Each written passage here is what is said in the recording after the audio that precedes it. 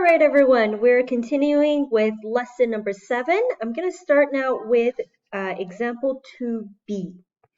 We've now seen one way of solving our problem, and that's by using the cross multiplication method. We're not going to quite do exactly that here. If you notice here, the first thing is, of course, we have a number on the right hand side, not a fraction, it's just 3. You can of course think of this as 3 over 1, but the point being is our denominator is just 1. On the left hand side though, you've got two different fractions with different denominators. The method here is for us to make this a least common denominator first, and then we're going to proceed to solving for the value of t, just as any fraction. So let's go ahead and look at just the left-hand side. Do exactly what you had done in previous lessons. Your goal right now is to simplify. To do this, we multiply the first term by t minus 3 over t minus 3, which is the denominator of my second term here. For my second term, because what I'm missing is a t plus 3 to make the denominators the same, I want to multiply it by t plus 1 over t plus 1.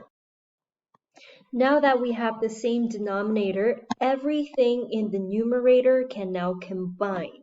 But in order to combine that, you see here on the left-hand side, we have two binomials multiplying each other. So we will want to FOIL to expand that.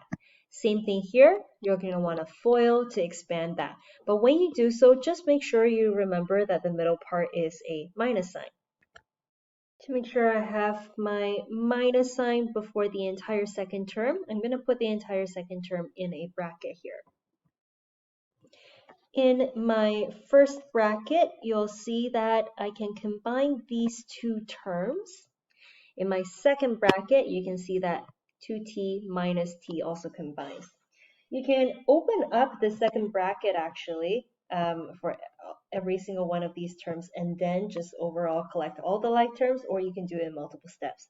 I like to clean up what's within each of the brackets first.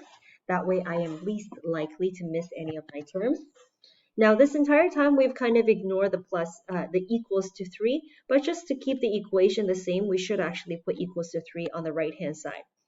And when you do so, you'll see that what we have here is divided by a denominator when there's absolutely nothing on the right hand side.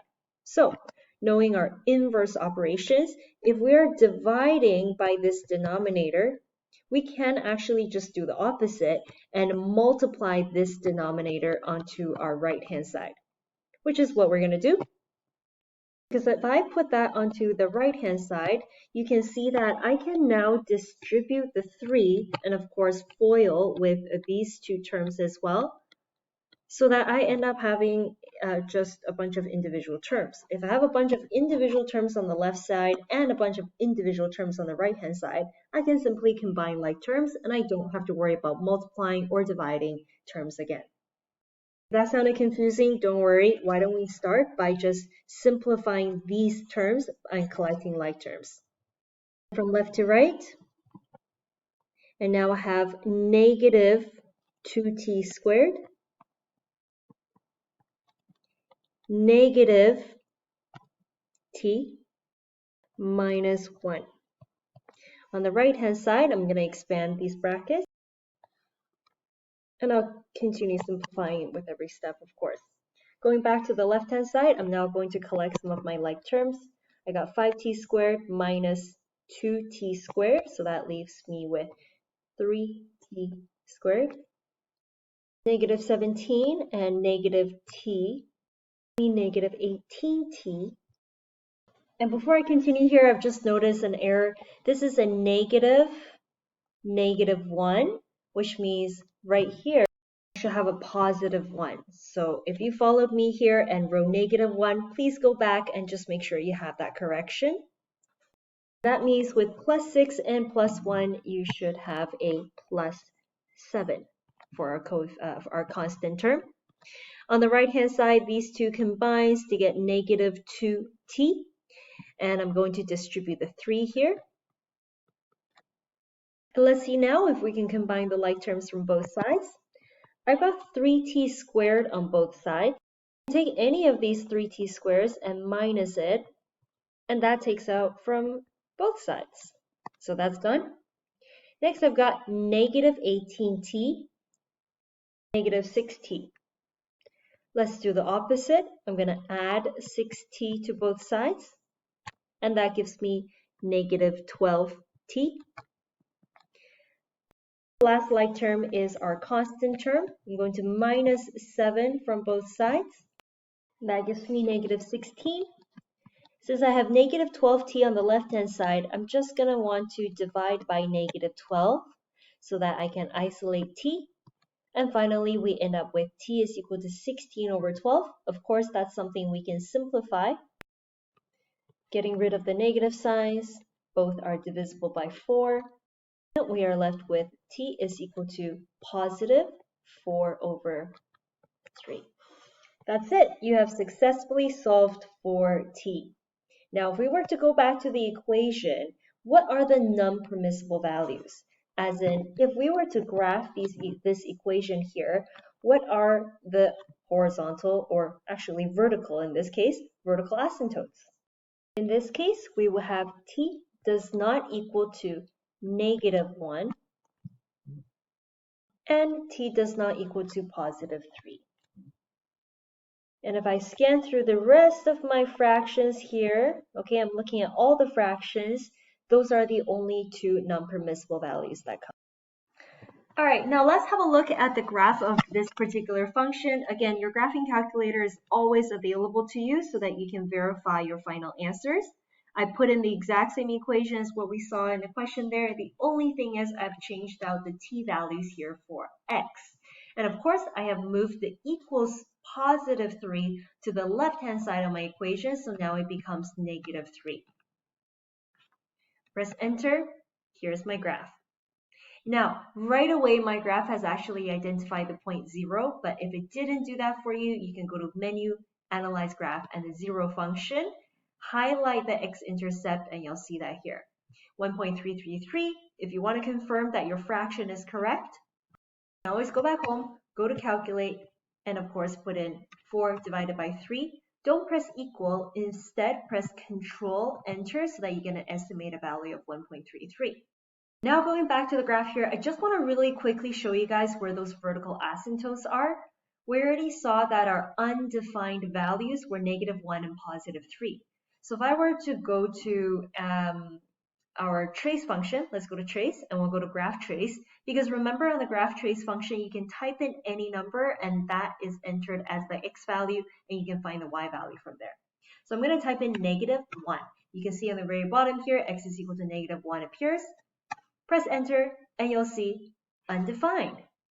And a dotted line has actually come up. That shows that throughout this entire line, your calculator has searched for a y value for the graph, and it's come up with absolutely nothing. That means the graph simply does not exist when x is equal to negative 1. Let's try the same thing. Go back to graph trace here, and we want to try for 3. When x is equal to 3, according to us, we've said that's a non-permissible value, and of course, it's undefined. This entire dotted line, not a single y value. The graph will infinitely get closer and closer to this particular value of positive 3, but it never actually touches it. Okay, it doesn't just disappear. The graph really will continue here because numbers are infinite.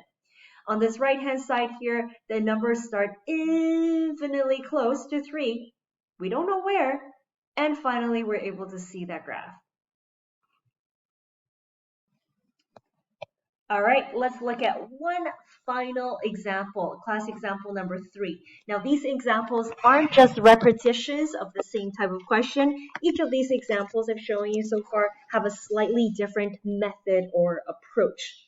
For this one, the method here is for us to combine these two with one single denominator first.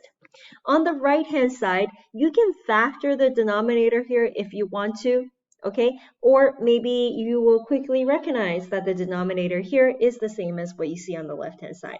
But we're basically going to deal with the two sides completely separately first. Again, we'll multiply each of these terms by the other denominator. And on the right-hand side here, I've just expanded our x squared minus 16 into x minus 4 and x plus 4. And you can probably already see how the two sides are going to communicate with each other. But let's focus on the right-hand side, or sorry, left-hand side, because we still have two separate fractions and we need to rewrite that as one single fraction. So let's combine our numerator. Our numerator is x plus 4 plus, let's expand this into plus 2x minus 8 all over x minus 4, x plus 4. On the right-hand side, we also have 5 over x minus 4, x plus 4. All right, so now we have something interesting where the two sides of the denominator are actually exactly the same. So I'm going to highlight it the same color because they are the exact same value. What can we do with this? All right, let me show you a quick proof here for something a little simpler, and then you might have an idea of what we can do with that. Let's say we have 2 over 5 is equal to x over 5. Okay, say we cross multiply just like what we had done earlier on in this question. That would give us 5 times the 2, which is equal to, okay, let's say this 5 is written using green. The left-hand side 5 multiplies over, and then we have 5 times x.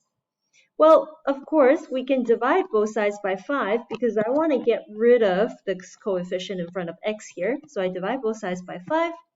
And we're left with 2 is equal to x, or x is equal to 2. So hold up, 2 is equal to x, or 2 is equal to 2. Isn't that the exact same thing as what I saw in my numerator? Absolutely, which means if you have the exact same denominators, the denominators can simply cancel each other out. So if you compare that with what we see here, if we were to really go the extra mile and say multiply this one over to this entire term here, and we're to multiply this one over to this 5 over here, eventually the denominators will cancel out. So by that logic, let's not bother with it. If you ever come across something like this where the denominators are exactly the same, and I say exactly the same factors, maybe not in the same order, as long as the same factors connected by multiplication, you can simply cancel it out. So now I can simplify my numerator as x plus 2x and 4 minus 8. Give us 3x minus 4 is equal to 5. Well, let's simplify that. We have 3x is equal to 9, and x must be equal to positive 3. And there you go. X is equal to positive 3, and for this equation, it does not say give us the non-permissible value, so you technically don't have to. It's always good to do a quick check just to make sure our non-permissible values don't somehow become also the solutions. And for us to better understand where the horizontal asymptotes are, let's list them. Non-permissible values are, well, x can't equal to positive or negative 4. And that seems to be the only time x comes up in the denominator in the fully factored form. So there you go. For today's homework, please try questions 1A, B, and all of 2 to 7. I know that's quite a bit, but do try them out. They're excellent practice and preparation for your upcoming assessments. In this class, we are going to have a homework check on Monday, and I will post the solutions to today's homework, but I'm going to post that on Monday. So please do try on your own first. That's it for today.